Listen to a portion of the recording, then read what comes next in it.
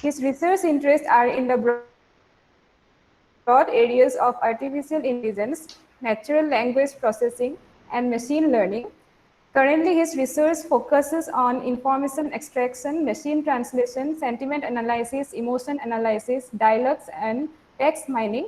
In these areas, he has authored or co-authored around 150 papers in the journals like ACM Transactions Plus One, Knowledge Engineering, etc., and conferences like ACL, OLING, EACL, EM, NLP, etc. Google Scholar citation, which is the benchmark of computer science, shows a citation count of 2445 with H5 index of 27 and I10 index of 77. His research is supported by the industries such as Elsevier, Accenture, Samsung, LG, Soft, and the government agencies such as DST, MHRD, CDOT, etc. He is the recipient of the Best Innovative Project Award from the Indian National Academy of Engineering, JSPS Invitation Fellowship from the Government of Japan, and Visvesvaraya Young Faculty Research Fellowship Award from Government of India. So, sir, over to you. Sir, with your permission, we are recording this session. Okay, sure. Okay, thank you very much. Please. Okay, can you see my screen? Yes, sir. Yes, we can see. Okay. Okay, so good morning to all of you, and I must thank the organizer for giving me a chance to talk before you, and also I must thank that this particular topic of this FDP is recent trends and future opportunities and deep learning. So most probably all of you know that nowadays deep learning is the most dominating field of the artificial intelligence, right? So, so I think I would say it is very timely. So in my talk, I will, in the first half, I'll talk about a very important problem, which is the sentiment analysis. Mainly, I will discuss the machine learning algorithms, particularly the deep learning based algorithms used for sentiment analysis. And then second half of my talk will mainly focus on creating the conversational agent, that means a kind of chatbot that has a lot of human properties like sentiment, emotions, the politeness, etc. So we'll talk in the second half. So to begin with, I'll briefly introduce the problem, and then I'll talk more on fine-grained sentiment analysis, which is the recent trend. And mainly I'll show you how CNN, the different variations of RNN, LSTM, attentions, and if possible, I will also show you the state-of-the-art results that we have using the memory network. And also there are many concepts for sentiment analysis, like when we talk about the aspect-based sentiment analysis. Aspect means the features, basically, features of a particular product. So there is a concept of inter-aspect dependency. So how we can model it using deep learning. Then target-specific representation is another important concept. The context will obviously play an important role. Also, I'll show you how the sentiment analysis can be done when you have more than one languages involved, and then finally some concluding remarks. So to define sentiment analysis, so typically sentiment analysis aims at identifying the orientation of opinion in a piece of text. Typically is a text, but nowadays not only text, because we have the information available from the various sources, like we have the audio, we have the video, images, etc. So not only text, you can say that very recently, so the multimodal sentiment analysis is also is an important area where researchers are exploring for doing sentiment and opinion analysis and the emotion analysis. But typically, the orientation means that what is your, you can say that what is your stance towards a particular event, or what is your feeling about a particular, let's say, product or a particular service. So these orientations of opinion can be generally positive and negative. Okay, so and sometimes it can be neutral also. So we'll discuss that in the subsequent slides. Okay. So now let's see that why we need to do sentiment analysis. Because sentiment analysis, as we have mentioned in the previous slide, so it deals with the people's opinion, right? So what users are thinking about certain object, okay, or certain event. So that basically is related to sentiment analysis. And this is not very new. So this has been a very uh, old practice, that what others think has always been very useful since the civilizations. Let's say before the internet era, if you see the what people think about a particular, let's say, before internet means I'm saying, let's say before 80s, let's say our parents, or for example their parents, so they also used to take a lot of decisions, but their decisions were based on the opinions of, let's say, their relatives, maybe their guardians, maybe their friends, or so on. So for example, let's say think about 80s or so. So if at that point of time people wanted to buy a television, for example, they usually used to consult with those who actually have the kind of product like television with them, and then they used to ask that, okay, you have bought a television, so is it good to buy?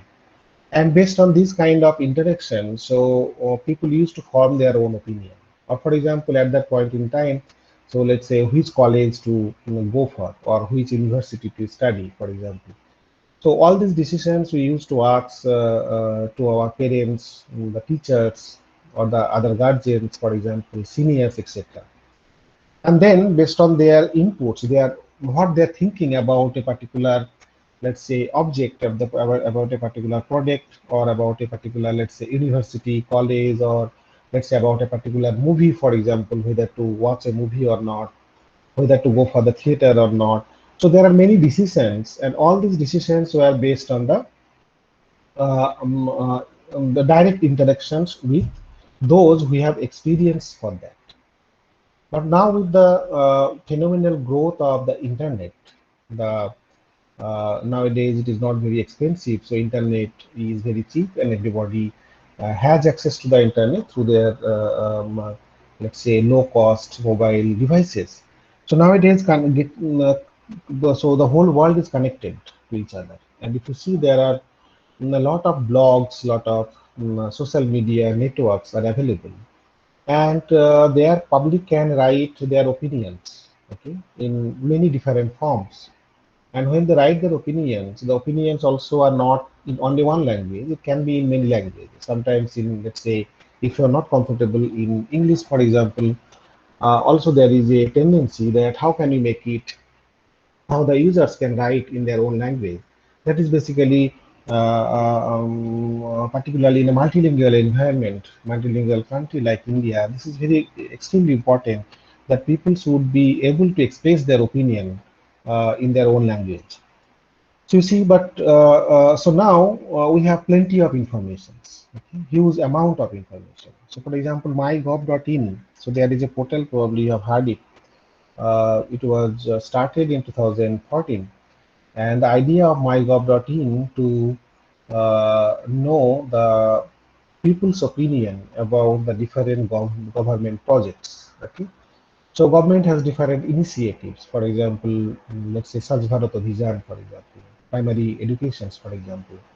Okay, so there are many schemes, government schemes, and government want to know that whether these benefits are reaching to the very grassroots level of the society, whether people are getting those benefits. So now, because there is a different tiers of the system, let's say central government to state government, then state government also has different different tiers. For example, it goes to the district, then the block, then the panchayat. So there are many states. So now the government wanted to started these to know that what the actual stakeholders, that means the users, end users, the people, the beneficiaries, what they are thinking about the services. And if you open this mygov.in portal, you will see that people are actually writing a lot of comments about different government schemes. So they are writing, sometimes they are writing, many of them who actually know English, they are writing in English. Many of them who don't know English, they are writing in Hindi, for example, if their mother tongue is Hindi or any other languages. So depending upon where they are comfortable in.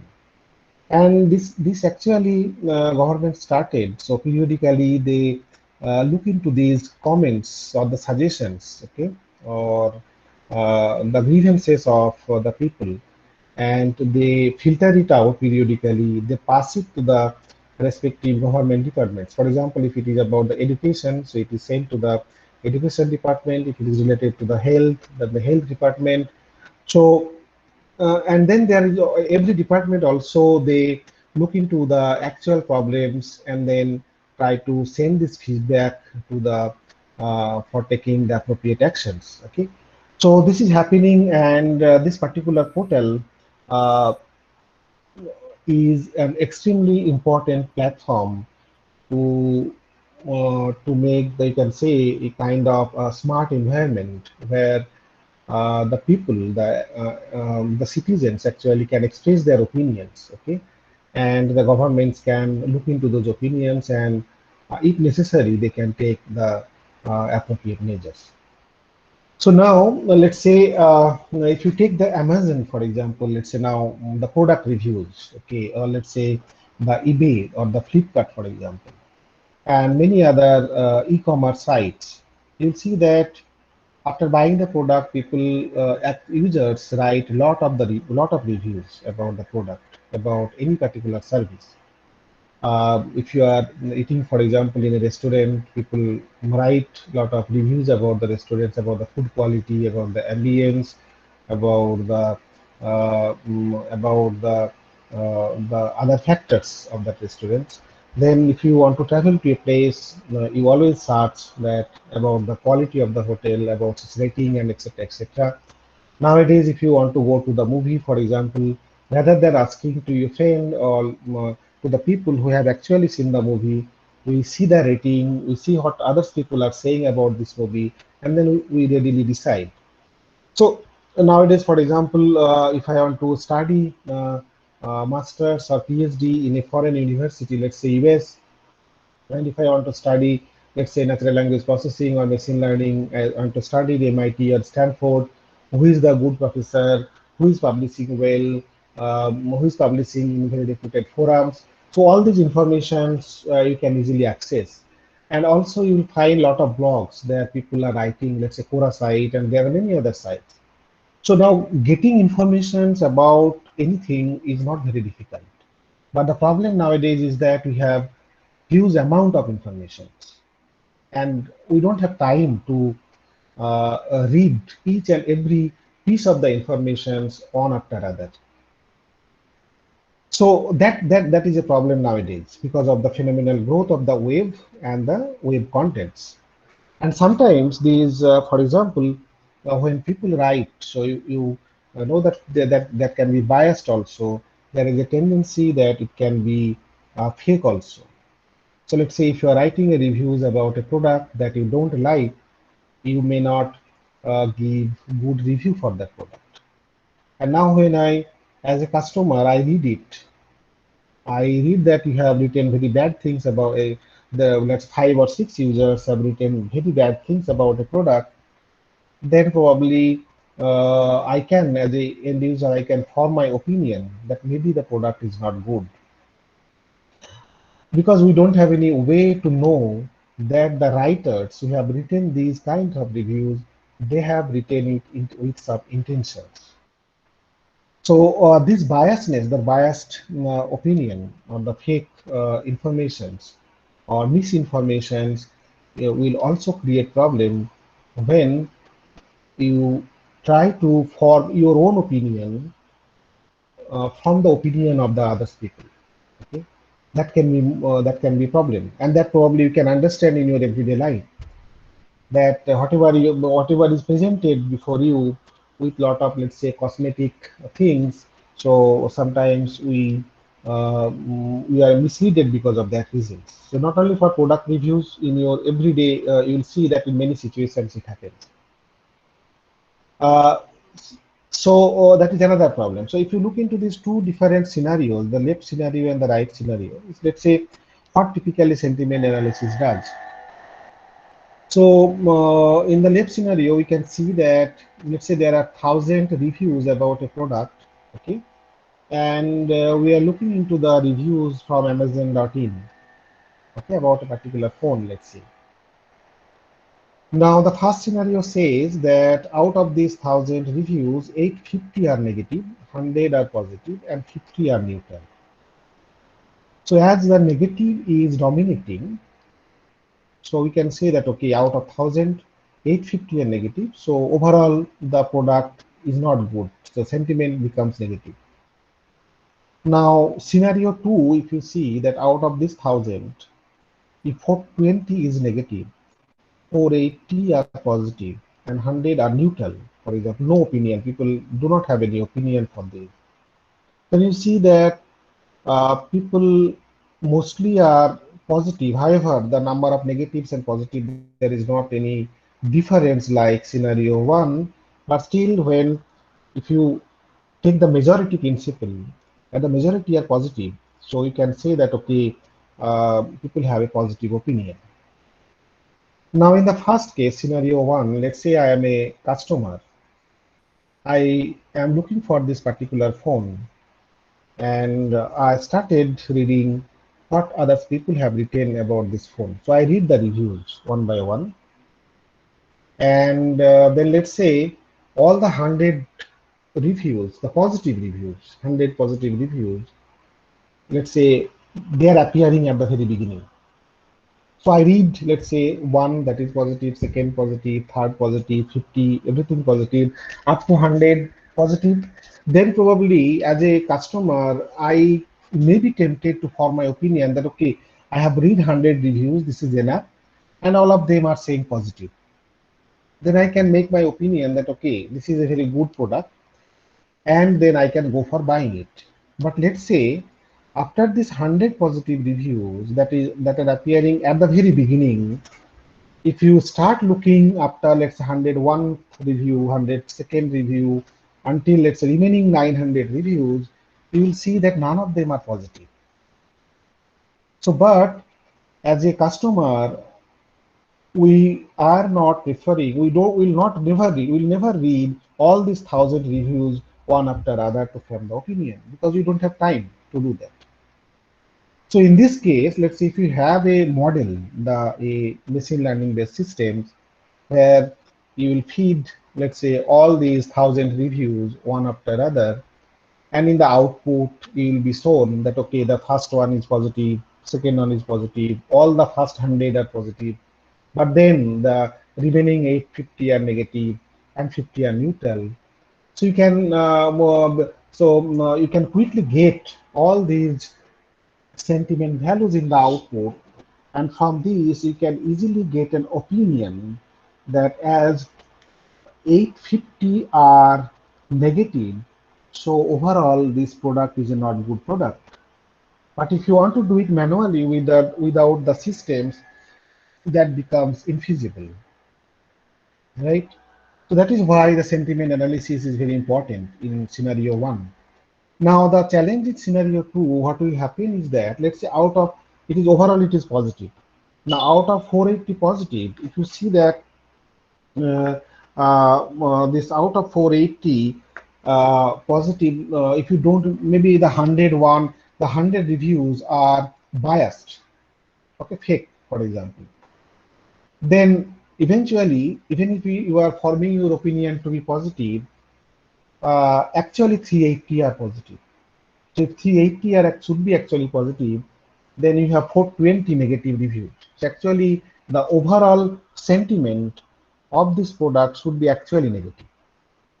So, but how to identify this? Let's say out of 480, 100 are fake. They are not the correct information. They have been written with the intention. They have been written with a particular purpose. So, how do you know that? So, it is really a difficult problem to solve.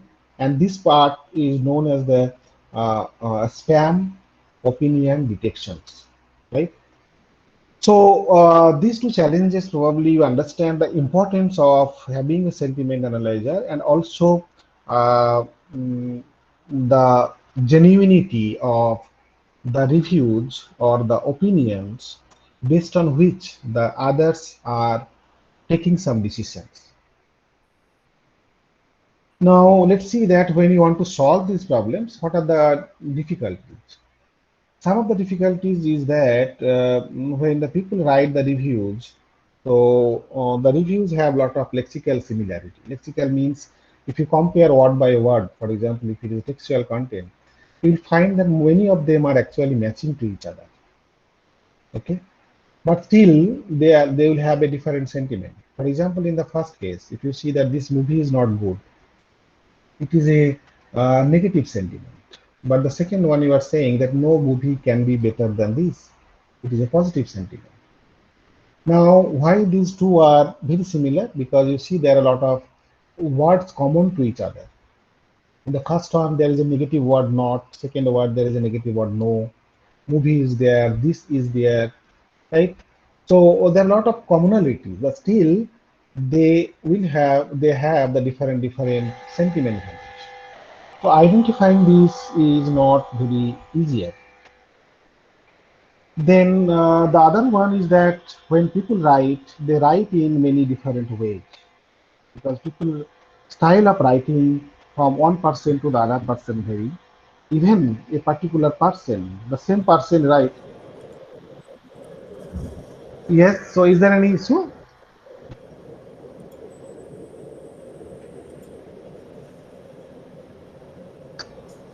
So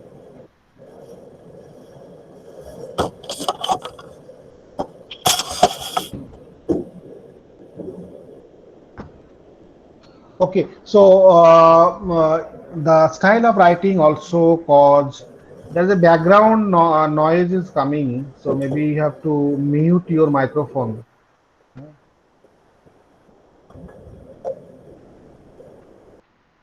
Yes. So there are the style of writing also plays an important role. So for example, if you see the first, second, and third reviews, the first one is saying it is an extremely useless phone. The second one is saying I have wasted my money on this phone.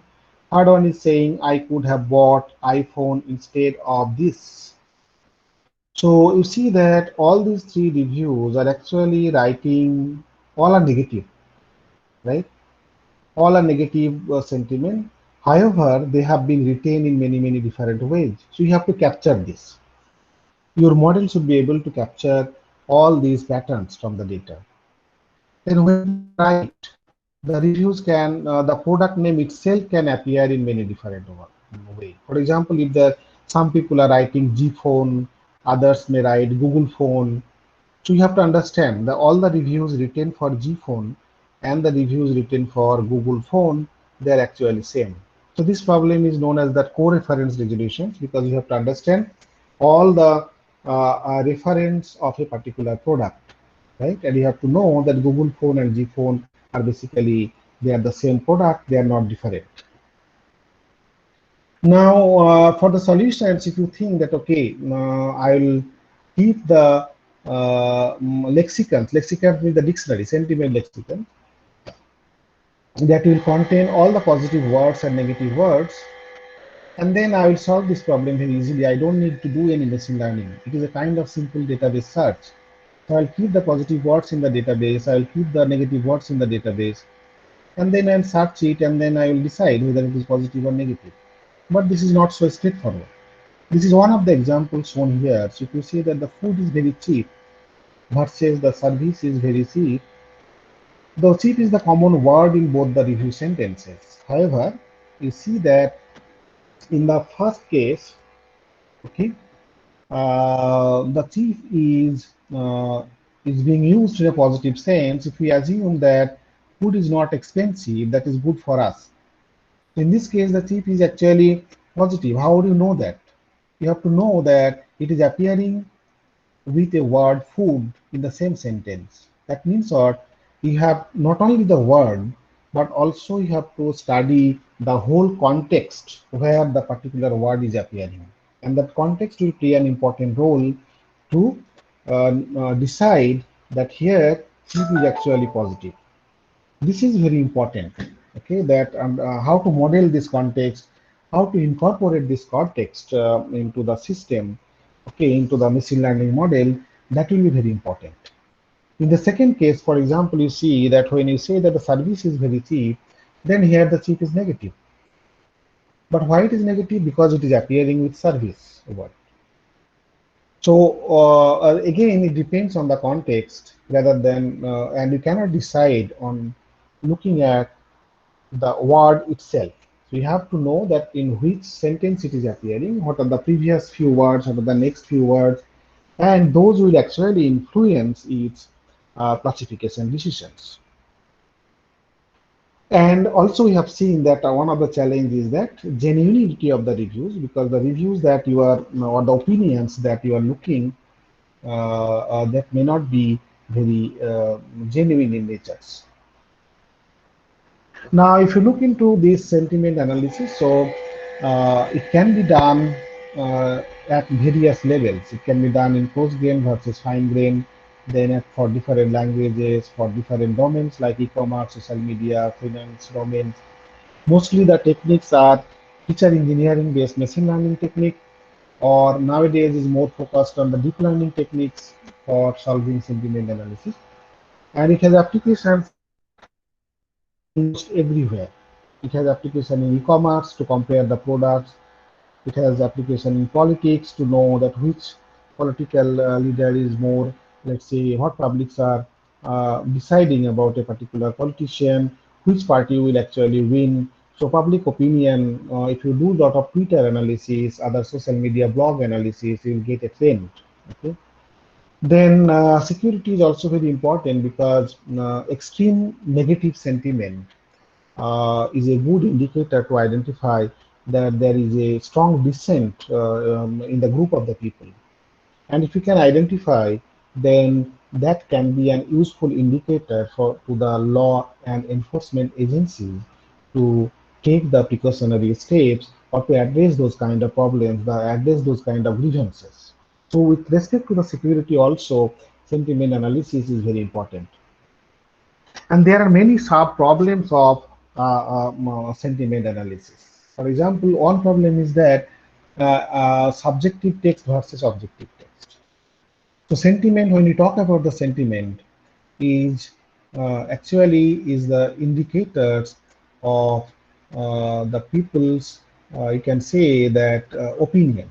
And the opinion that do not have any objective measures. You cannot say that opinion has a value of 1, 2, 3, something like this. You cannot simply measure it. So because and different people can have different opinion based on their own understanding, okay, based on their own feeling or based on their own mental state, okay, about a event, about a product, about a service, or about anything. So at first you have to identify that if you want to do sentiment analysis, what kind of textual content is actually relevant for doing sentiment analysis. This is known as subjective text. And you have to separate the subjective text from the objective kind of text, the factual text. Let's say if you want to do sentiment analysis on the newspaper reports, okay, you will see that newspaper reports hardly very difficult to do because they generally state the facts, if you believe. So the sentiment values in the newspaper reports will be less. But if you are talking about, let's say, Twitter, for example, Facebook, for example, any other social media, Amazon product reviews, eBay, Flipkart reviews, you see that people are expressing their opinions. So at first you have to perform a classifications to know that, okay, these are the text where sentiment plus analysis can be done. These are the texts which are not relevant for sentiment analysis. Okay, so that is important. And once you know it is these are the texts which are subjective in nature, then you have to decide, okay, whether they are positive, whether they are negative, whether they are neutral. Okay, positive means people are saying something positive or negative, or they don't have any opinion. Then thwarting is another problem. For example, if you say that impressive story, good acting, however, it did not meet my expectations. Now, in this case, you can see that initially you are very positive, impressive story, good acting, but when you finishes at the end, you just reverse your sentiment. You change your sentiment. This problem is known as the thwarting problem. Sarcasm is also related to sentiment, but the sarcasm is an extremely difficult problem. If you say that this movie is awesome to put you to sleep, so awesome is a positive word, so you can it may seem to us that as awesome is a positive word, so this is positive sentiment, which is not true in this case. You are using this positive word to express something very disturbing situations or negative situations. So this is a kind of sarcasm. And the machine learning algorithms, if you want to develop, so what kind of features you have to capture for this is very difficult. Then humble bragging, for example, if you say my life is miserable, I have to sign 300 autographs per day. Okay. So now in this case, you can see that uh, the person is taking a credit of signing 300 autographs. You are saying that, but miserable is a negative one. So if you pass it through a sentiment analyzer most probably will tell you it is a negative sentiment. However, this should not be negative because the person who is signing the 300 autographs, he is very popular, and he actually wants to take the pride of that. Okay, but it is very difficult to understand only from the text that is written. Then discourse plays an important role. If you say that movie is a classic, and then if you use a word although, that will actually change your sentiment. Sense plays an important role. If you say that Sen 1 is a deadly spinner, and if you say the campus has deadly snakes, in both the cases, deadly has been used. However, in the first case, it is positive, in the second case, it is negative. And moreover, nowadays, as I mentioned, for the security purpose, let's say, or any other e-commerce applications and many other decisions, not only the class, but let's say the intensity of the sentiment also plays an important role. Let's say if you see, if your friend has seen three friends, has seen a particular movie, the first friend is saying that if you are asking the first friend is saying that the movie was okay. And knowing this, you know that the movie is fine, but if you say that positive, okay, but still you are not very much convinced, okay, or tempted to see that movie because the person is not very positive, not very positive. He's positive, but not strongly positive. But another friend said that the movie was good. So now you say that, okay, he maybe liked the movie better. So you are now more tempted from to see the movie. And now the last one is saying that, okay, the movie was awesome. Then you see that, okay, it is also positive, but this particular word awesome, whenever it is used, you really feel that maybe this movie is fantastic, so you are more tempted and possibly you will go to watch the movie. So now you see that, okay, if these three different kind of, these are known as the intensities of the sentiment for a particular class. If you say it is positive, how much positive you are, that you have to scale because that will ultimately play an important role in many decision making process. So these are all the problems related to sentiment analysis. Now another problem of sentiment analysis is the granularity. So what is the mean by the granularity? So typically, sentiment analysis is done at the coarse grained level, which is known as the coarse-grained sentiment analysis, where a whole document is passed, whole sentiment is passed, sentence is passed, and then sentiment analysis is done. So let's say if there is a product reviews written and the reviews containing, let's say, 5 sentences, you pass the whole 5 sentences and then you ask your machine, okay, now overall whether it is positive or negative or neutral. But that is not a very good idea because when people write the reviews, and if in the reviews there are 5 to 10 sentences, in some of the sentences they express their negative opinion, in some of the sentences they might express their positive opinion, some of the sentences they may not express any opinion, right? So that information you are missing. So that is the reason why now the sentence level sentiment analysis comes. So you pass one sentiment at a time and try to get the sentiment value.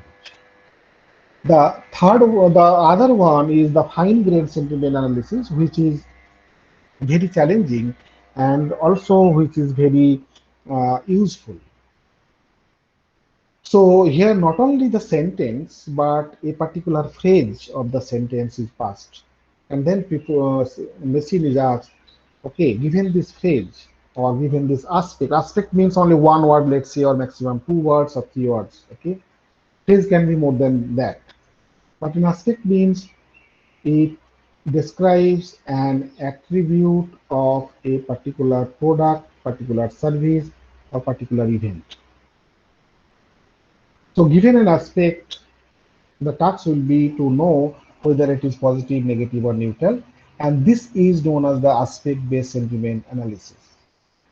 So how to define it? Let's say if there is a review like this, if you see that its battery is awesome but camera is poor, in this case there are two aspects. Two aspects means two features. This review talks about two features of the product. One feature is the battery and the second feature is the camera. Okay. And for the battery, it is saying that extremely positive, and camera, it is saying very negative. Okay. So the ideally, if you do a sentiment analysis at the sentence level, what will happen in that case? The sentence level sentiment analysis will take this whole sentence as an input and it will decide that, okay, the first one is positive, the second one is negative. So it is +1 and -1. So both of them become 0. So overall sentiment can be neutral, but which is not acceptable. Why not acceptable? Let's say if I am a customer and I am looking for a product with good battery life, I would like to buy for that. But another customer who is more interested in camera, they will not buy it. Those customers should not buy this particular product because camera is very poor. If you do a sentence level sentiment analysis, that information you will miss. But if you do the feature level sentiment analysis or aspect level sentiment analysis, then you will get those kind of information. And these aspects are basically the battery and the camera in this case. So what the system supposed to do? System supposed to tell that, okay, for the battery, this product is very good, but for the camera, this product is not so good. So now it is and if it is displayed, now as an end user, depending upon my requirement, I will decide whether to buy this or not to buy this. Okay, this is now, this is known as the aspect-based sentiment analysis, and this is very important. So typically, when you want to solve this problem, there are two-step process. The first step, you have to identify what are the aspects. And this is a sequence classification problem. Given a particular sequence of tokens, and you have to classify each and every token, whether it is an aspect term or whether it is not an aspect term. It is a kind of binary classification, but the sequence classification. So for example, if this is your input, I like the service and the staff but not the food, this is the review of a restaurant, then in this case, service is an aspect or the feature of the restaurant, staff is another aspect, food is another aspect. So your model should be able to identify that I is not an aspect, like is not an aspect, die is not an aspect, but service is an aspect. That should be able to be identified. Then ambience and music funky, which I enjoy. Now in this case, you see that ambience and music, these are the two different aspects that people are talking about. Okay, about the restaurant. Then the aspect can also be multi-word, as I mentioned. If you say that was some form factor and great battery life. So in this case, there are two aspects. One is the form factor, and another one is the battery life. So you have to identify that both the aspects are multi-word in nature. The multi-word means more than one word is involved there. And the second task of aspect-based sentiment analysis is after you extract all this aspect, now you have to tell which of the aspects is positive, which is negative, which is neutral, and also there is another class is conflict class. Now let's say the same input, and if you knowing that service is an aspect, staff as an aspect, food is an aspect, now you get the service will be positive because I like the service and the staff. So like is a positive word. So both are positive. However, the food becomes negative. Okay. If you say that, okay, I did add a SSD drive and memory, in this case, you see that you are not expressing your opinion. So, but there are two aspects, SSD drive and the memory. And in both the cases, your opinion is neutral. Now, if you say that, okay, the RAM memory is good, but should have a plug for 8 MB instead of 4 MB, this is the review of a laptop. Now, in this case, you see that for RAM memory, you have a positive opinion, but now later on, you are saying that, okay, you are expecting something more. So that means what you are positive, but then say you are saying, okay, this movie is good, but it should have been, the aim could have been better. Okay? So now this is a kind of conflict of in your opinion. You are not able to decide whether overall it is good or bad. So you are in between. You have certain aspects for which you have a good opinion, and also you have better expectations. So this kind of opinion is known as a conflict opinion. So the RAM for RAM memory in this case will have a conflict opinion. So it will be positive, negative, neutral, and conflict. So these are the two tasks you have to do. So there are many some examples I have shown here. Let's say in the first case, the review, the aspect will be speed and design, and the sentiment will be both are positive. For speed also positive, design also positive. In the second case, tech support, it is negative. Okay. In the third case, that certainly not the best sushi in New York. However, it is always fresh and the place is very clean. Okay. If you say that in case of sushi is a place, okay, is a sushi and the place. These are the two different aspects that are being talked about in this particular review. And this particular food, okay, you have a conflict of opinion. You can see that you are saying that certainly not the best to see in New York. However, it is always fresh. So you are, at the beginning you have negative, but then also you are saying it is fresh. Okay, so you have a conflict opinion. But for place you have a very positive opinion. You are saying it is clean. Okay, so you have a strong positive opinion for that. In the fourth case, for example, it will be more challenging. You are saying that it was very expensive for what you get. Now, how many directly aspect are mentioned here? So you are seeing that expensive. So you have to understand that expensive when you say this is related to the price of the product. That word price is not directly mentioned in the text. Now let's say if you want to develop a machine learning algorithms, as the price word is not appearing, you cannot expect any features for that. So how the machine will identify that this expensive is related to the price, and so price is an aspect here. So identifying aspect in this kind of sentence is very challenging, and these are known as the implicit aspect because the aspect is not directly mentioned here. In the last case, if you say that I enjoy having Apple products, in this case, Apple products can be many things. Right? There are many products, Apple Mac Mini, and then let's say iPhone. There are many other things. But which Apple product that is not again referred to? So there is no aspect term, but still you are expressing your opinion. So these are all the typical cases of aspect-based sentiment analysis. Now, I will give one more example. In this case, you can see that a set of reviews is written for a particular camera.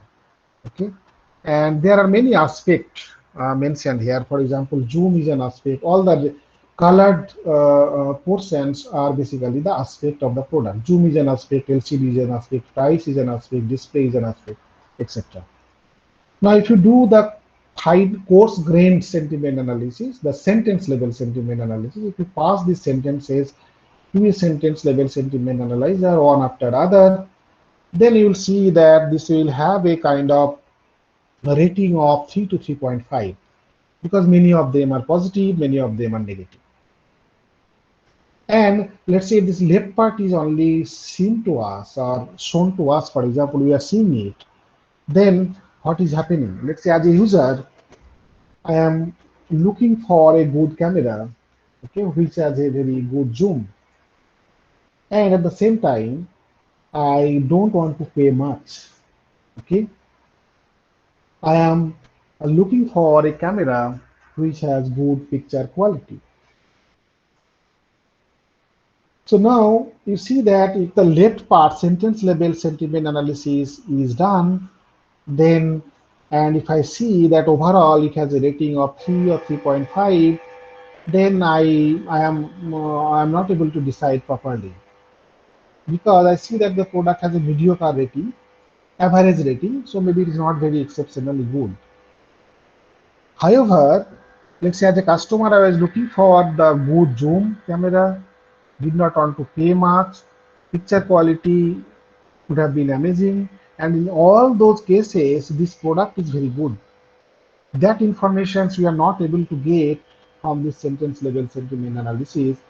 But if you look into the right hand side, and if you do the aspect level sentiment analysis now, and if this review rating is shown to us with respect to each of these aspect of the product, and if I am a customer who is looking for the good picture quality, good zoom, and does not want to pay much, then from this I will definitely buy this product. But the customers who are looking for a good battery display, they will definitely not buy, because it has a very poor rating, 1.5 to 1.0. So now these two comparisons, the left and right, probably you can easily understand that how aspect level sentiment analysis is providing more meaningful information, and that is helping us to decide in a better way. And this is very important.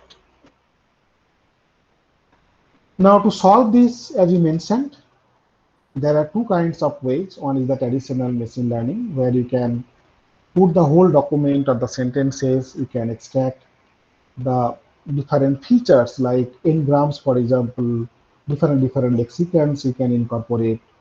And then all these features you have to identify, you have to extract the features from the training set, you have to learn your algorithms. You can use, let's say, support vector machine, decision tree, random forest, any such kind of feature-based learning algorithms. And finally, let's say we are doing some kind of predictions, positive, negative, neutral, or conflict. So please remember that in my discussions, I am focusing only aspect-based sentiment analysis has two problems. The first problem was aspect term extractions, and the second problem is the aspect sentiment classifications. And now we are actually looking for the aspect sentiment classifications. The second problem, we are not focusing on the extraction part, the sequence leveling we are not doing. Rather, we know now that given the aspects are already identified, what will be the sentiment? That problem we will discuss on. But now if you have a deep learning based model, let's say, so now in this case, you don't have to do any feature engineering, right? You simply pass the document sentences. If you have a good representations of the sentence, if you have a good representation of the document through the embeddings, okay, neural network based embedding techniques, for example, and then you get the representation. You don't have to worry about the features from the lexicons. You don't have to worry about the features of the n-grams, and then learn your models, and then finally you predict. So one advantage of deep learning is that You don't have to spend much time in identifying the relevant features to solve this particular problem. Okay, but the problem of the deep learning model, as you all know, probably that it demands a lot of data to build a robust systems. Now let's see that traditionally, if you look into the convolutional neural network, for example, how it can be used for performing sentiment classification. So you all know probably that CNN is very good as a feature extractor algorithms. It believes on the very connectivity between the different segments in the data at the local level, and also it shares the parameters, okay, and the weights across the different positions. The same parameters you can use at different positions. So now, if you have a sentence like this, let's say the movie is very good, okay. Now in this case, that the sentiment will be positive, because how do you know as an expert, as a user, as a human being? Because this very good is a positive term. So that should be, the overall the sentiment should be positive. Now, how CNN will learn this, how CNN will capture that very good is an important term here, and very good will actually influence the overall sentiment of this whole sentence. So you have to do the word embedding. So by word embedding, we mean that you have to find out the representation of each and every word. The will be represented as a vector, movie will be represented as a vector, is will be represented as a vector, very will be represented as a vector, good will be represented as a vector. That's a vector of real numbers. So, or it can be also the one-hot vectors, where the vector is consisting of only zeros and ones. Now, if we consider, let's say, the window size 2, which we call in natural language processing is the bigram. That means if you see the two words at a time, then what will happen? Let's say we look for the movie first, then movie is, okay, then is very is another bigram, then very good is another bigram. And everywhere what we are doing, we get the representation of movie, we pass it through a linear layer, and then we map to a feature value, feature representations, okay, for the movie. We are doing the same thing for movies, another feature representation we get for this bigram. Then the third bigram is very. For that also we get another representations, okay, and then very good we get another representations. So now for the four different bigrams, four different windows, we get four different representations available to us, and it is a kind of uh, this linear layer is nothing but a kind of feed-forward neural network, okay, and you are getting the some kind of representation for every feature. Now, if you know that CNN, for example, if you have already heard CNN, you see that the output of the feature representations of each and every bigram, like the movie is very, very good, will be like this. Okay. So let's say we are thinking it is a four-dimensional feature vector, and we get this representation for each of these four bigrams. Now you have to apply a pooling operator, right? So in CNN, so pooling will extract the important features from each of these four bigraphs. And pooling can be a max pooling, a min pooling, or average pooling. So if we use the max pooling, that means along each feature dimension, it will extract the important features. And what is defined by the importance? The importance is decided based on this weight value. You can say by this value basically. If you see the feature dimension 1, the highest value is 0.9, So if you apply the max pooling along this dimension, so 0.9 will be extracted. The second one, if you apply a max pooling here, you will see 0.5 is another one. Then the third one, 0.9 is another one. And the fourth one, again 0.9, the maximum one. So now you get another feature vector after extracting the important features from each of these four bigrams. And this feature vector you have to pass through another neural network, feed-forward neural network, for the further classifications. Now you see that if you, why this will be positive, why it will not be negative? Because you see that most of these features, out of these four features, two features, the first one and the second one, are actually coming from very good, because from the very good has 0.9, and this 0.9 is selected here. Very good has 0.5, this 0.5 is selected here. So out of these four features, two features are actually, these first two components are actually coming from this last component, very good. And because of this reason, this will dominate the in the learning process.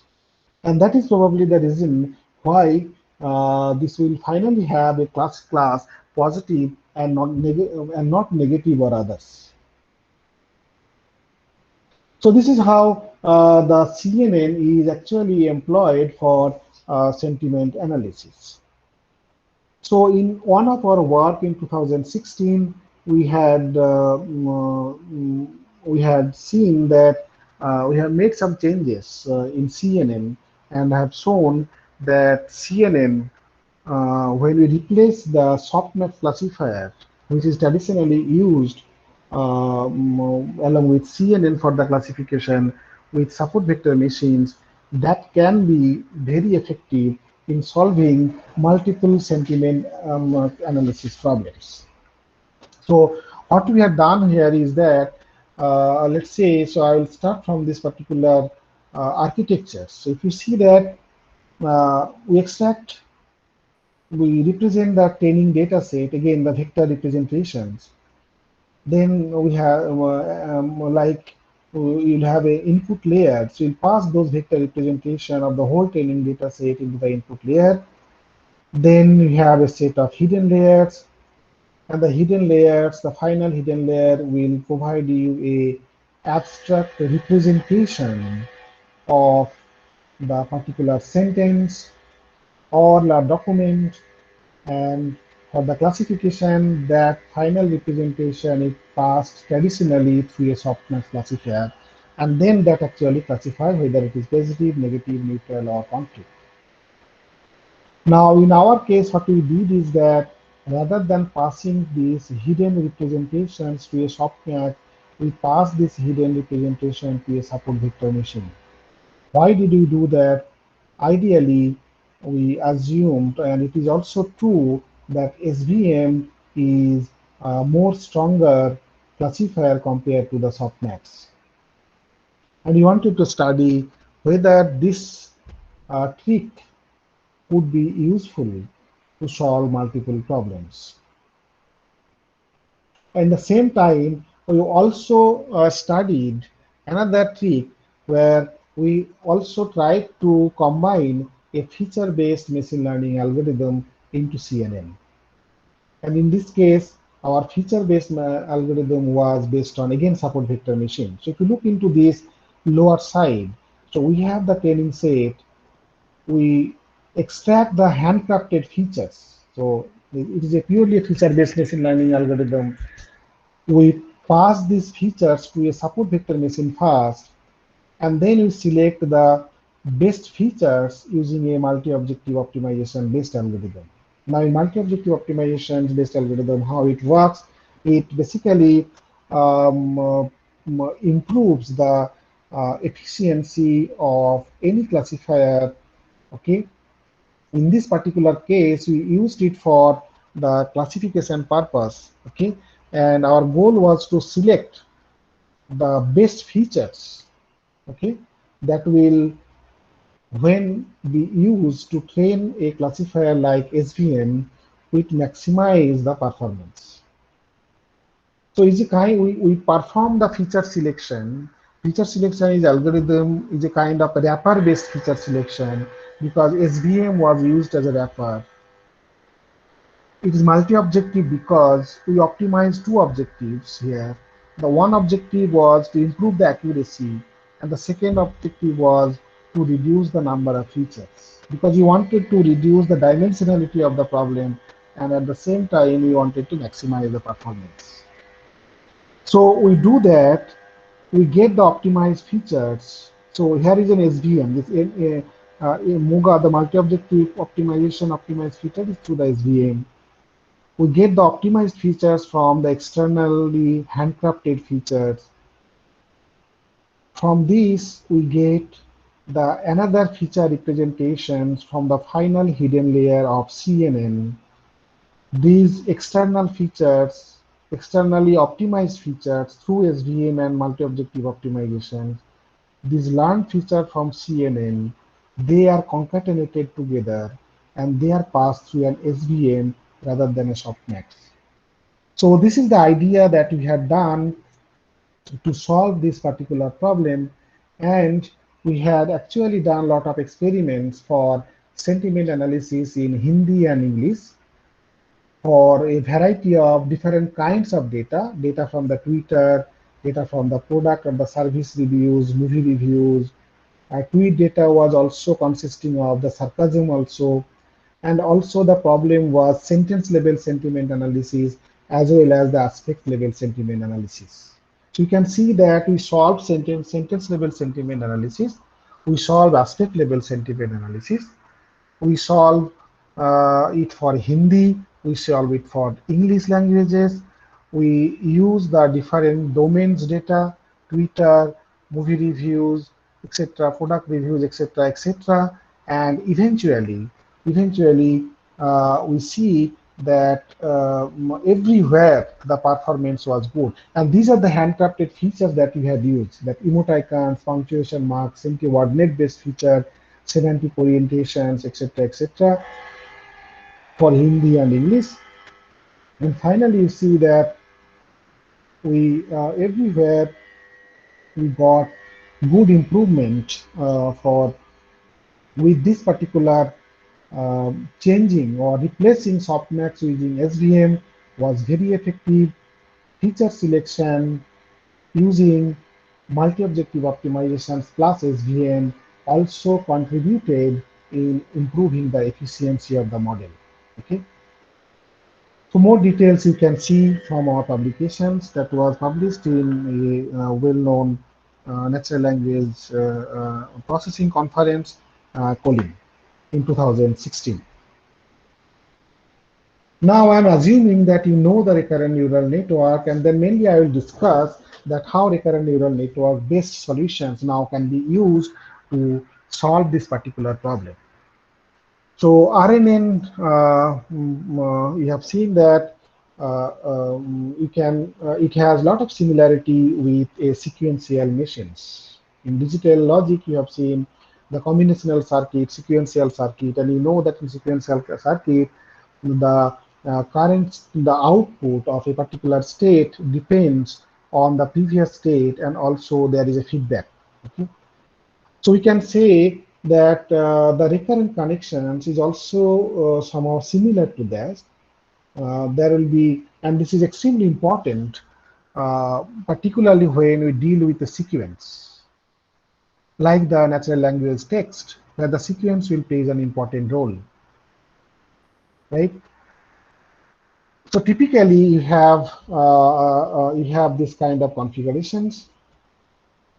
Everywhere, let's say if you are in the current state ST, then ST depends, let's say the activation function AT at point time T is depending on the previous hidden state, that is ST minus 1, and the current input XT. So ST depends, you compute the activation function here, and then ST will be a tanh, a nonlinear transformation of the activation functions, and this output OT is basically dependent on this current state ST and then there is a bias vector, and this W, U, and V are all the weight matrices.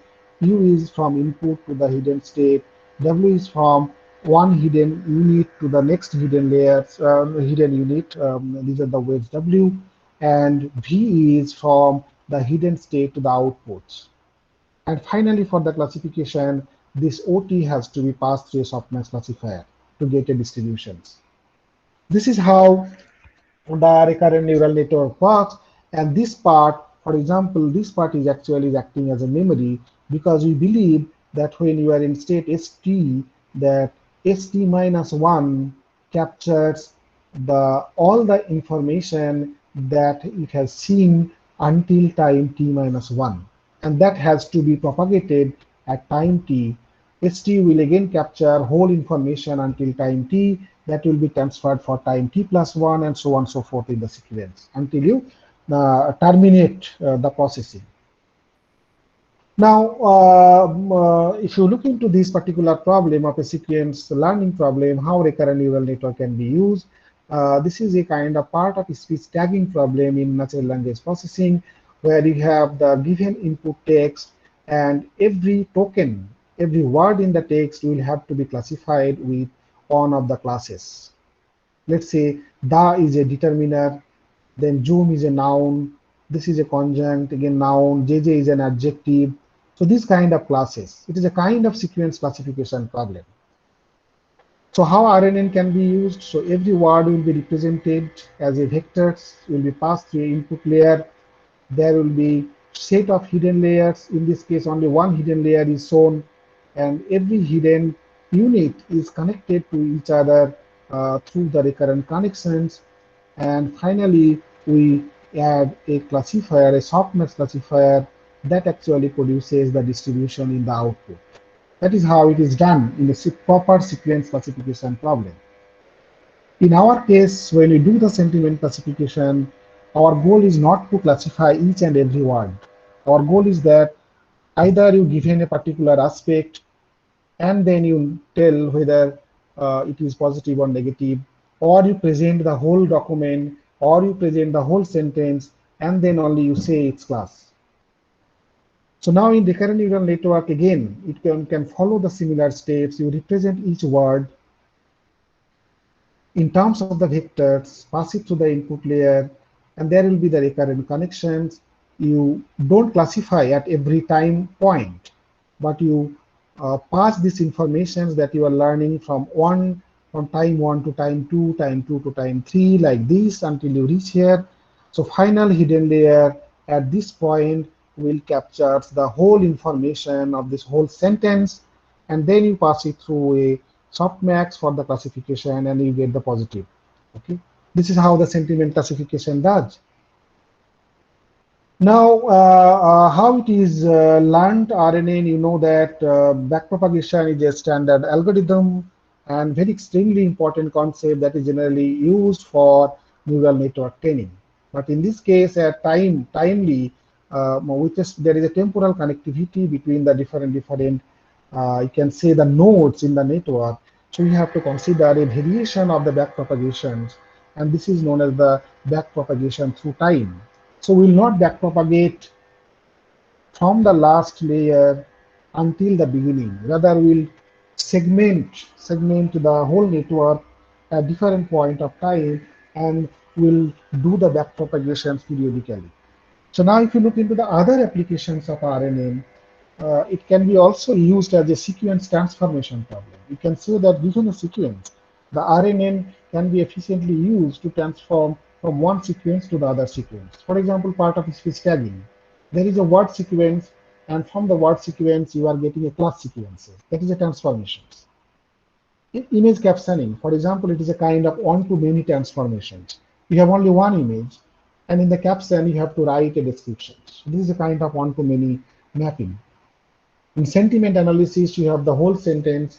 You do the perform the sentiment analysis, the whole sequence of words, and finally you get a class. It is a kind of many-to-one mapping. Machine translations, very extremely important problem. Like Google Translation, you might have noticed translating from one language to the other language. So then given a sentence in one language, you are translating into another language. It is a kind of many-to-many transformations. Okay. So the problem of RNN also, you know that the long-range dependencies, for example, in this case, the clouds are in the sky. If you want to build a language model, you will see that the sky and clouds should be dependent to each other, right? So when you have learned, when you have seen the word until this the, and then you are trying to predict the next word sky, you see that this next word heavily depends on this word cloud that has appeared 3 words before. Whether there will be a sky here, or there will be water here, or there will be earth here, it depends on the context already you have seen so far. And in the context, all the words are not important. You see that compared to the other 1, 2, 3, 4, 5 words, the cloud is more important. So there is a connectivity between cloud and sky, and there are 3 intermediate words. Now, if you are using a recurrent neural network, if you are encoding one word at a time, when you reach into the last position, you see that one recurrent unit passes the information to the next, so next is passing to the next. So ultimately, when you reach here at the end, so it captures the information of this whole sequence that you have seen so fast, and that actually is helping to classify sky. So as this is a smaller sentence, and as the dependency between sky and cloud are not very long,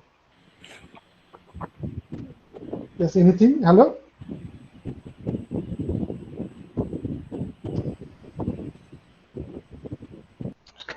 So this will not be a problem much. But if you look into this particular example, India is my home country. Dot I can speak fluent Hindi. Now you see that there is a dependency between Hindi and India, because India is your country, so maybe then you can, might maybe, let's say if the French is your country, then maybe it will be French. France is your country. So now see that the dependency between India and Hindi, okay, when you try to predict that what will appear after learning this whole sequence, what will be the next word, whether it will be Hindi, whether it will be French, whether it will be German, what kind of word will appear here, it depends heavily on this particular word India. And there is a long dependency between them, because in between there are many other words. So now if you are using a traditional RNN, so you see that the information has to traverse a long sequence to reach until the end. And because of these, there can be the loss of information. So when you reach at the end point to decide about predicting this particular word. So this long range dependency is a problem with traditional RNN. So you know that there will be variations of LSTM and GRU, the gated recurrent unit, to address these 2 problems. So I'm not going into details of that, because I am assuming you know this, because in LSTM you know there is a concept of cell state, and you have eventually you have a situation like this. For example, you have a concept of forget gate, you have a input gate, and based on this forget gate and input gate, you are defining a cell state, and this ft value is 0. Then you see that you completely ct minus 1 is nothing but it captures the whole information that you have seen so far until time t minus 1. Now, if the value of ft is 0 here, so you are forgetting the whole past and you are only remembering the current input it. Okay, that is important. But let's say if ft is 1 here, then you see that you are also remembering the past, and also you are based on the current input, you are updating your new memory. Cell state is a memory kind of thing, right? Now in GRU, the advantage is that this forget gate and input gate, they have combined together, and an update gate is formed. And there is a concept of reset gate. Now, in this case, there is no concept of, let's say, the cell state, but the hidden state itself is acting as a storage media. It can store the informations. Okay. And you can see that depending upon the value of the reset gate, the RT value, if RT is 0 here, then HT minus 1, this first component becomes 0. That means you forget everything that you have seen so far. You only depend on XT, the current input. Okay. So now, what will be the next hidden state? That depends on the value of ZT. If ZT is 1, the update gate, it is saying that you want to update the memory.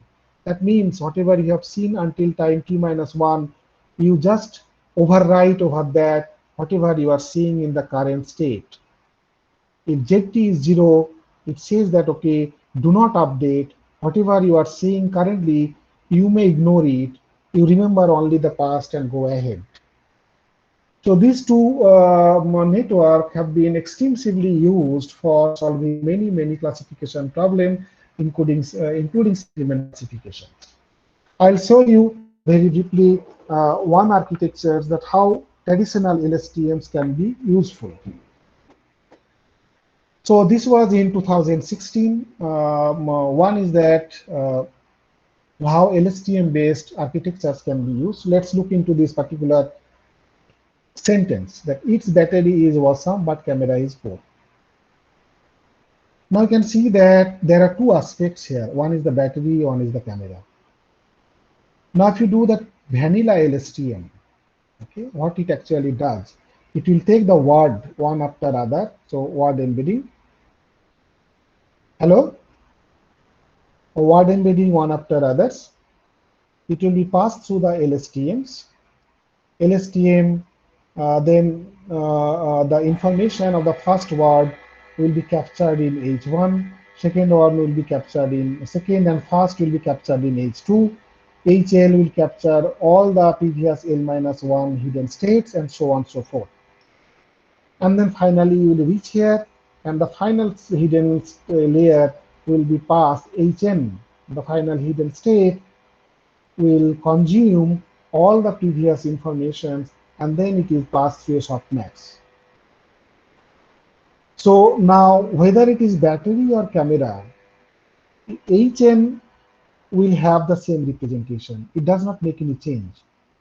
Whether you want to classify the sentiment for the aspect battery, or whether you want to classify the sentiment for the aspect camera, irrespective of this, you see this whole representation are same in both the situation 1 and 2, and you get the classification. So now as a classifier, you see this network will have much difficulty, because to know whether it is classifying for battery or whether it is classifying for camera, that confusion will be there.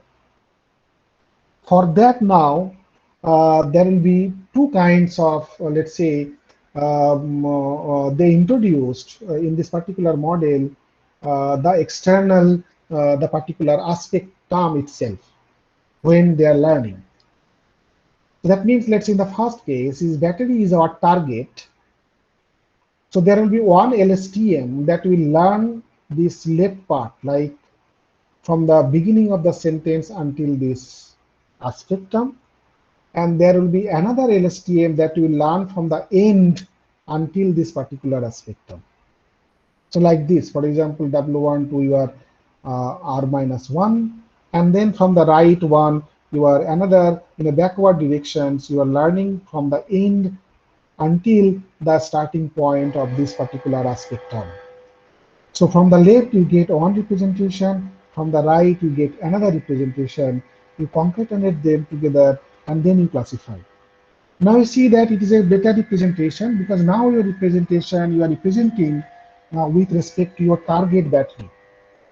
Now let's say if your target is camera, then you see that your LSTML, the left LSTM will learn this whole sequence, but your right LSTM will learn only the smaller sequence. Now you see that the representation that you are getting from the LSTML and LSTMR in both the situations are different depending upon whether battery is your aspect term or camera is your aspect term. Now when you pass it through the classifier, so classifier has now better information. It knows that, okay, this I am seeing for the battery, and this I am seeing for the camera. Okay. So the classification performance will be better in this case. They further modified these like by introducing this aspect term everywhere. That whenever the model learns its, okay, you see this green color V target. The V target means the representation of the target. That is concatenated with W1. W1 is the word embedding representation of each. Both of them are passed to the LSTM. And again, the battery word, the target is concatenated. Third word, target is concatenated. That means every time you want to learn a representation of a word with respect to the given target. You see that each and battery, how they are related. You want to learn through LSTM. Then let's say Watson and battery, how they are related. BART and battery, how they are related. Then we will do a camera, for example. Camera and battery, how they are related. Camera and ease, how they are related. Camera is port. So everywhere you feeding the target information in all kinds of representation. So now it is a more refined representation, and it can expect better results. So that was the key.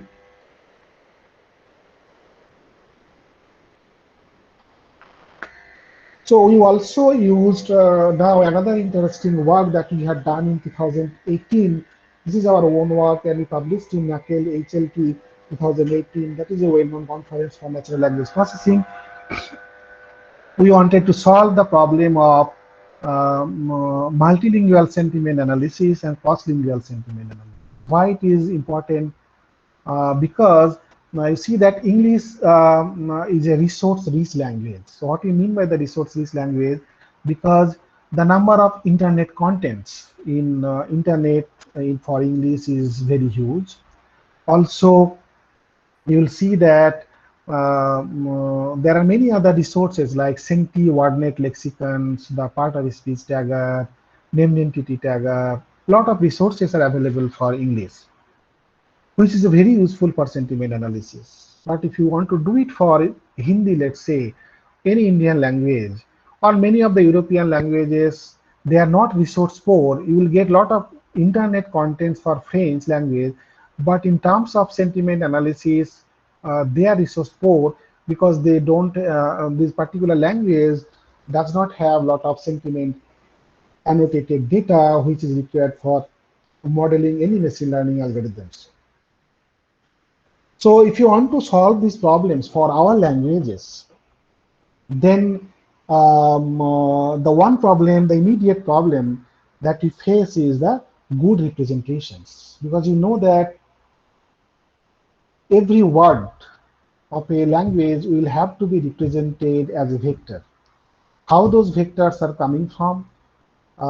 If we talk about the neural net RNN-based language models, the example that I had shown that the clouds are in the sky, for example, and you want to predict sky from the previous context, this is a kind of language model, and you can do it through the RNN. Now, for example, if you want to get a representation for a particular word in Hindi, and there is a famous algorithms based on the Odd2Vec by Google. It was developed at Google, and now there are a lot of other algorithms, tools are available like FastText, like Globe, for example, like BART, for example, transformer-based architecture. There are many representations mechanism nowadays available by which you can represent your word, your sentence, your document. Now, before applying the deep learning algorithms, in the input layer, you have to find the vectorial representation of each word. Now, these vectors are coming from a pre-trained language model. Okay. Now, a pre-trained language model requires lot of data, and that is not available for many languages for training of the neural network. For English, you have. So when you try to find it for Hindi, a particular word, let's say acha, for example, is the input, and I want to find out a representation for, let's say, acha in the in a Word2Vec or the word embedding, or let's say language model trained on the Hindi data, then probably I may not get it. So this problem is known as the out of word vocabulary problem. It is related to the unseen word problem, you can say, or unknown situation handling in machine learning, okay, for the better generalizations. And this actually causes a lot of problem in this data sparsity. That means not getting the representation of the data could create a problem in building the machine learning model. What we have done here is that for doing this multilingual or cross-lingual sentiment analysis, we had created a bilingual embedding or the cross-lingual embedding. So how it actually works, I will explain very quickly. If we have this source and the target sentence, let's say, so you have to represent a particular word in a high dimensional space that represent both the languages. Let's say the source is here in English and the target is Hindi. The target is English and the source is Hindi, for example. And this is your Hindi sentence, this is your target, is the English sentence.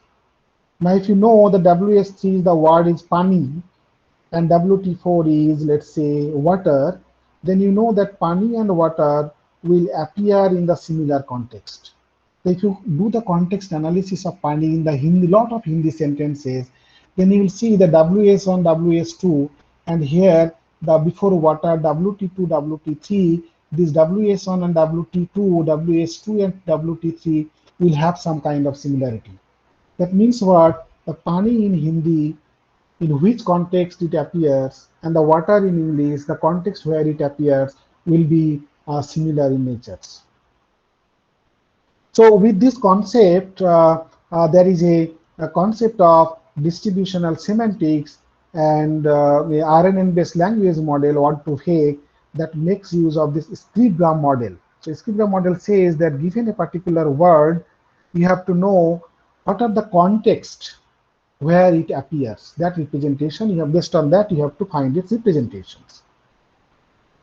So now the for bilingual embedding, not only the context in the source sentence, but also the context in the target sentence you have to use. So that means if you do this scriptgram neural network based modeling with the source context and the target context, because you see that WS3 is aligned to WT4. If you know this alignment, then for the training, you can use WS1, WS2, WS4, WS5, two words to the left, let's say, or two words to the right. Then in the target side also, like WT4 is aligned to WS3. So in this case also, you can use WT2, WT3, WT5, WT6, and use this for training. So now we'll get two different embedding space. What that will represent? It will represent a common vector for pani, common vector from, let's say, water, and that you can use. So now, why it is useful? Because let's say in terms of sentiment analysis, it can be explained here. Let's say you know that acha and good, that Hindi acha, good is aligned to corresponding English is good, and they are related to each other, and you know their representation available. Now let's say in the training time, you are building a sentiment analyzer. Achi is an important word. You are looking for this particular word. Okay, so you are looking for its representations. You are not into this bilingual embedding model where every Hindi word is represented. Now you see that Achi, you see that embedding is you get out of word vocabulary problem, because in the training time it has never seen a word like Achi. So your model will not be trained. It gets out of word vocabulary. So it is a data sparsity problem. Now, if you do a translation, let's say Achi to good, and then if you see the representation in the English side, then you see that this word good in parallel corpus, this good is already seen during the time of training. So your model will say, okay, I know the representation for good. Now, can you use the representation for good for this Achi? Is it possible? Yes, it is possible because of this sharing of the space that I explained. Because now the representation for good and representation for Acha, okay, representation for Achi are all same because they have been mapped to a common embedding space. Now you can get an idea that even if this was unknown in the training set of C, after translation we get good. Good is already known to us. We know its representation and we use that for training our model. So this way, a lot of out of word vocabulary problem was solved using this particular cross-lingual embedding techniques. And then we have the multilingual setup and cross-lingual setup.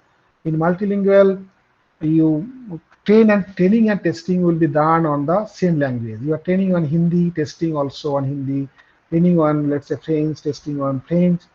Okay. And for cross-lingual, your system is trained on English and testing will be done in Hindi and French. So I skip the result, but you can see from our paper. And then we have LSTM based model again, where you can see that we have different variation of LSTM.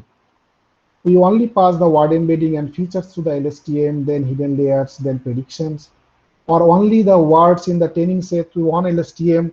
These features are basically the external features, handcrafted features. And then with whatever LSTM produces in the final hidden layer, that is merged with the features, and then final prediction is done. Or let's say word embedding through one LSTM, features to one LSTM, and then the lot of merging done, two hidden layers, and then finally the prediction is done. Okay. So probably I can take now some questions if you have, and then because I think the time is already 11:36. So any questions? Another interesting concept was attention mechanism that I could not cover, but anyway, so I can take some questions and then maybe I'll see how can I do. Any questions so far? Yes, sir. Hello, sir. Is there any questions so far? Yes, sir. I have a question, sir. Yes. Sir, in cross-lingual system, are the words first translated from a particular language to English and then they are fit into the system model?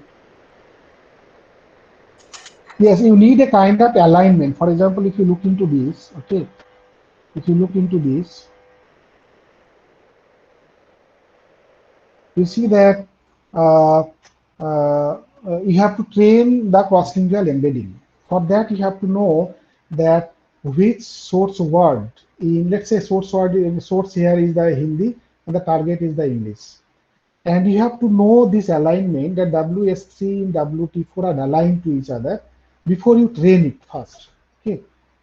So for the training purpose, you should have this kind of alignment.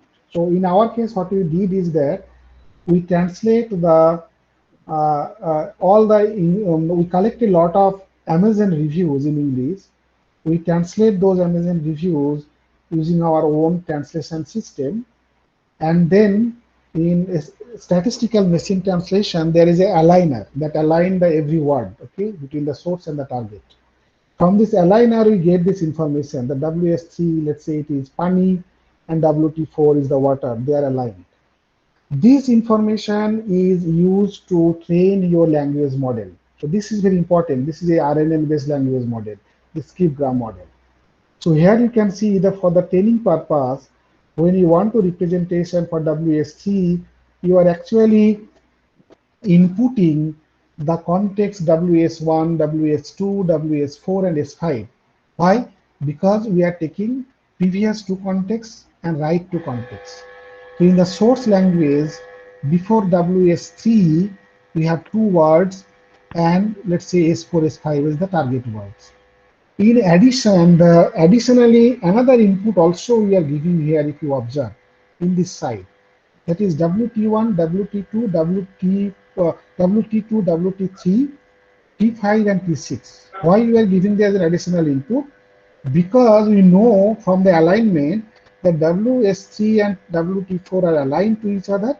So if you are using the context of previous two and next two for the source, we have to also use the previous two and next two in the target context, assuming that pani and water are related to each other, aligned to each other.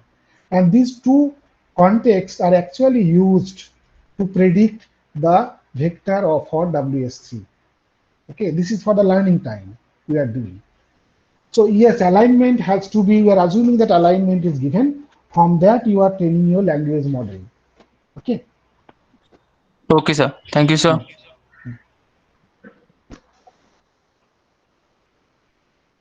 So any other questions?